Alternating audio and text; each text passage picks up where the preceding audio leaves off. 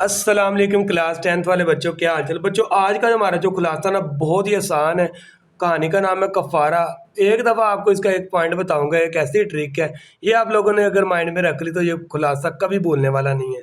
उससे पहले आप लोगों ने मुझे एक सवाल का जवाब देना है कि जो इससे पहले हमने एक कहानी पढ़ी थी सर सैयद अहमद खान, ठीक है, का बचपन, ये कहानी किस मुसन्निफ ने लिखी है। आप लोगों ने इसका जवाब कमेंट सेक्शन के अंदर ज़रूर बताना है। सर सैयद अहमद खान का बचपन कहानी किसने लिखी है? क्या ये सर सैयद अहमद खान ने ही लिखी है या फिर किसी और मुसन्निफ ने लिखी है, जिसका नाम आप लोगों ने मुझे कमेंट सेक्शन के अंदर बताना है।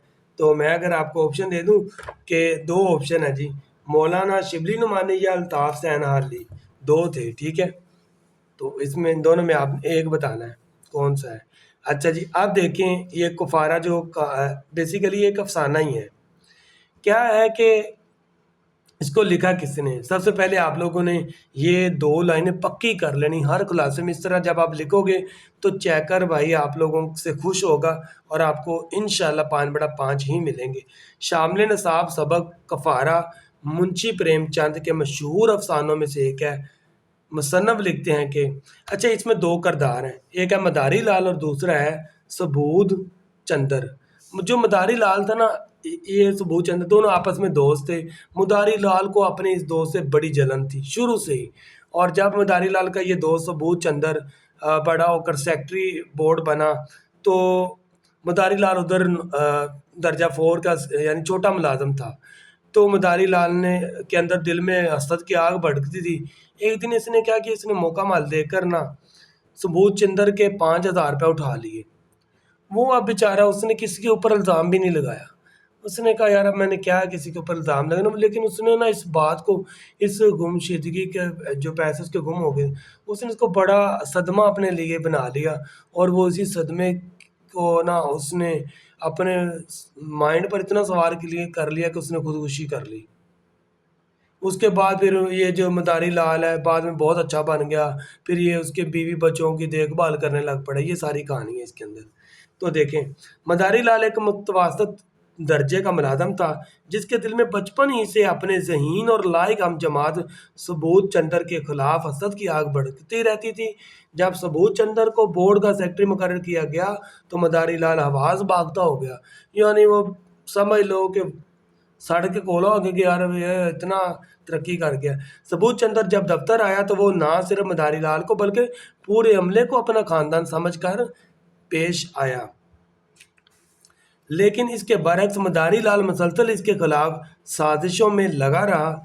एक दिन मदारी लाल ने हसद और बदनीति में आकर दफ्तर से सबूत चंदर के 5,000 रुपये चुरा लिए। सबूत चंदर बहुत परेशान था, मगर इल्ज़ाम किसी पर ना लगाया। आखिरकार सबूत चंदर ने इसी सदमे में आकर खुदकुशी कर ली।